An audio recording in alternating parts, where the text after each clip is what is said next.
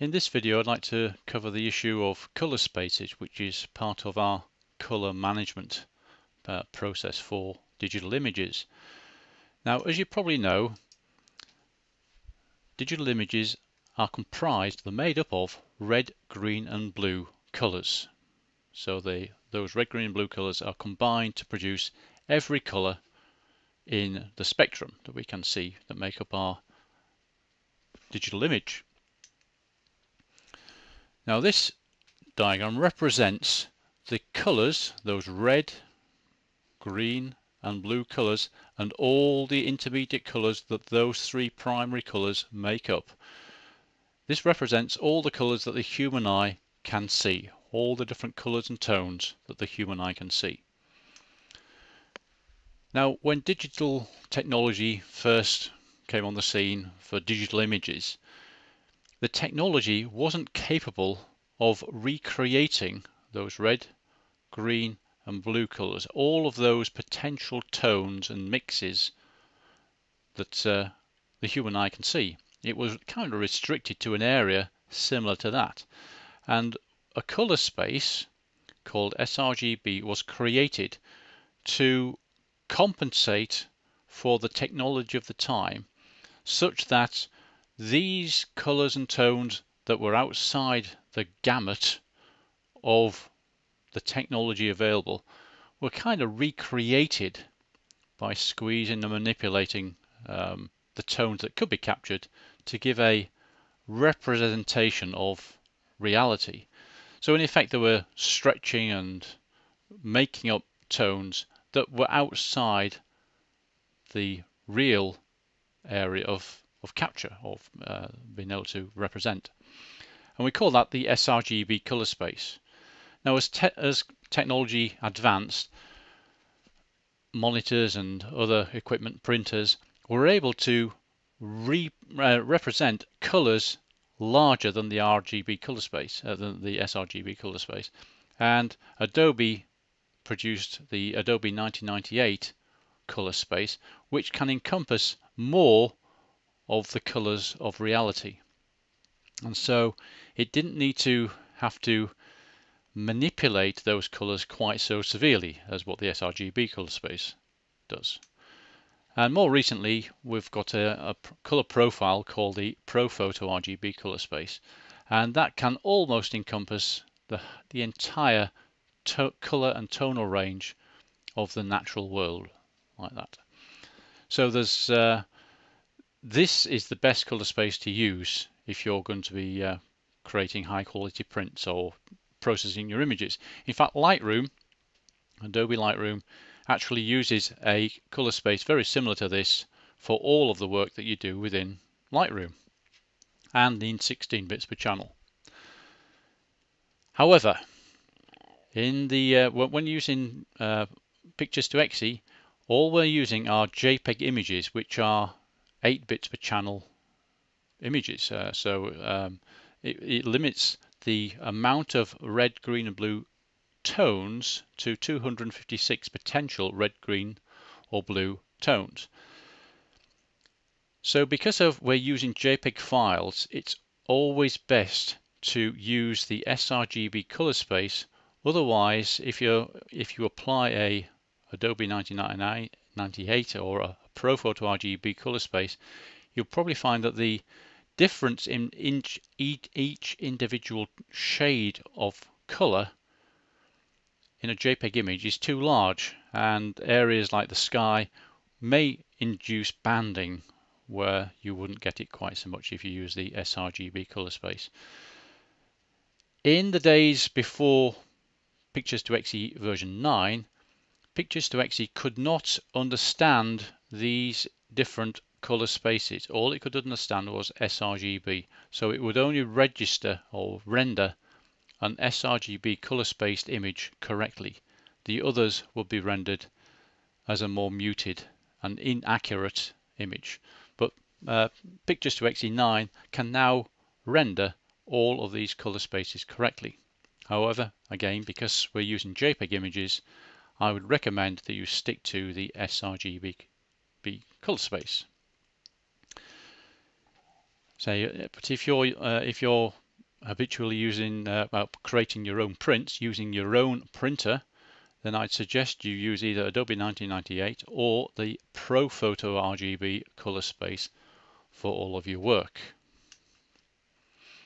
and just restrict sRGB for pictures to exe or the web. Now, before we start creating our pictures to exe show, it's best to set Photoshop up in a way that preserves this sRGB color space.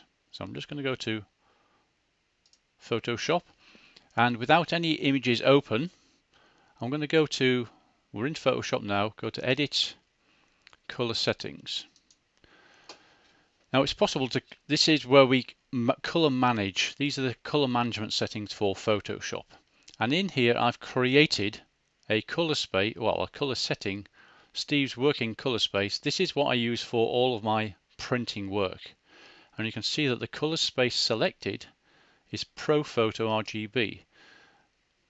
You can see down here, these are color space, these are printer color spaces for using printer profiles, but they're all the same sort of thing. Printer profiles, color spaces, they're all the same kind of thing, just telling Photoshop how to manipulate those red, green and blue colors. At the top here we've got sRGB, Adobe 1998, and somewhere they've reorganized these. We should find ProPhoto RGB, there it is there, okay, mixed in with all these printer profiles. I'll just click away. So I've saved this using the save button here.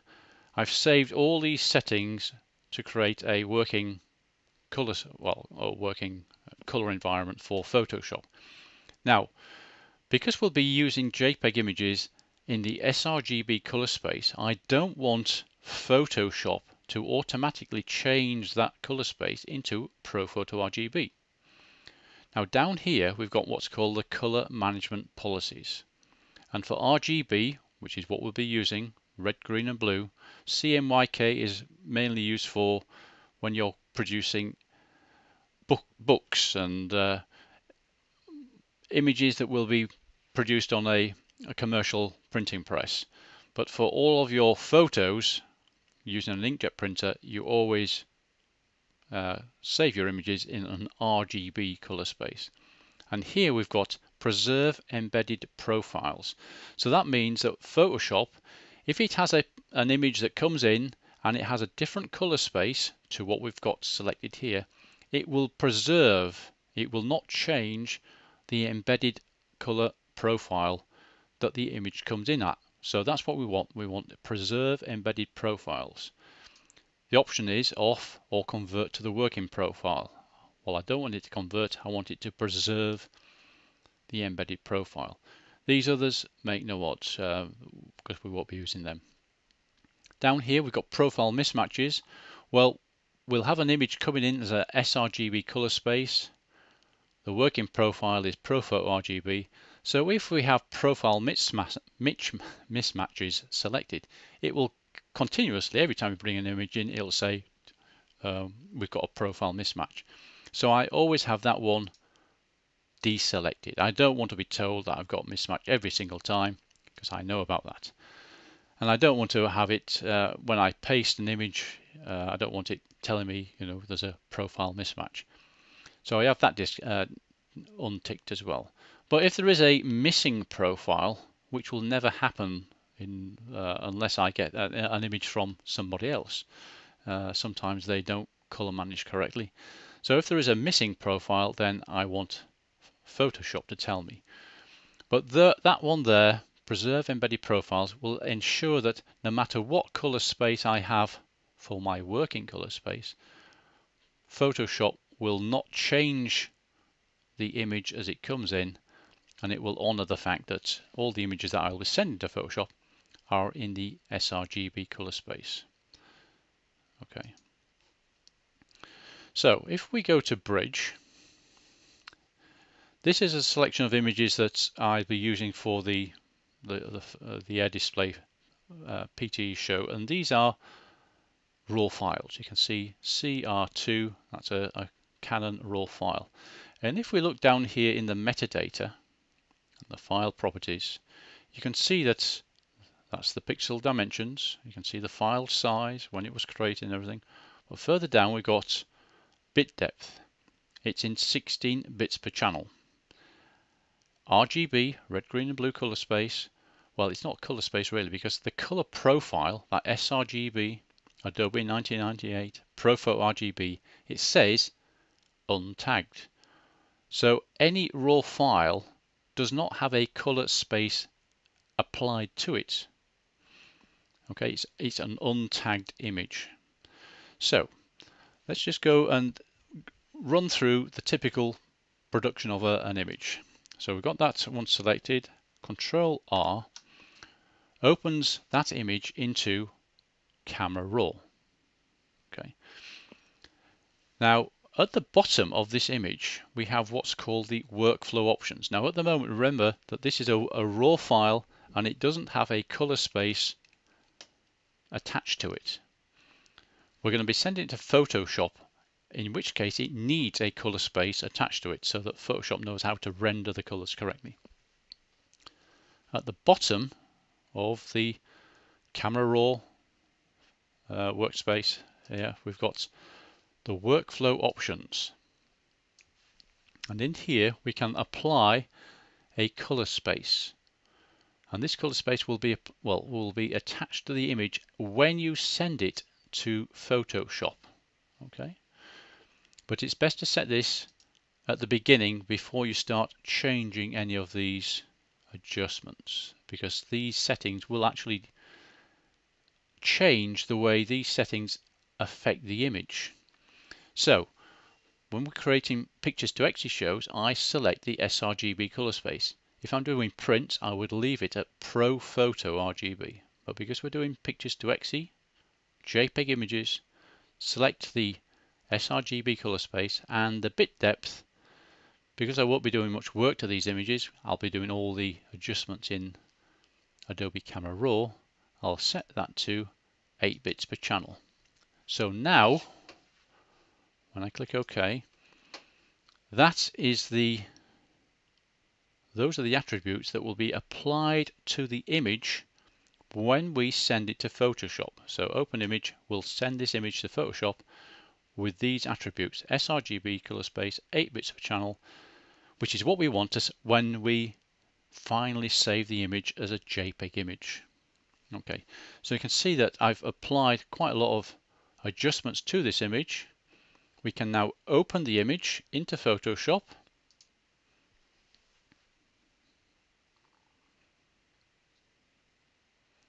And this is working in real time. Okay, now this is Photoshop, and inside the info panel, and the info panel, if you look at your window, there's info, it's ticked. Okay, so these are all the different panels that are available. Just got to make sure that the one that you want is ticked. So there's the info panel, and you can see down here, if you go to the panel options, you've got a whole range of things that you can have visible here. So make sure you've got all these ticked. Okay, and down here you can see the color space for this image is sRGB. Okay, at 8 bits per channel, which is what we were after. You can see the pixel dimensions and things like that. So now we're in a state where we know that the image has got the right color space applied. It's at 8 bits per channel. We can crop it to the size that we want using our crop tool. We can then go to, let's just crop it to a ratio of 16:9. So this would be suitable for full HD or 4K type presentation.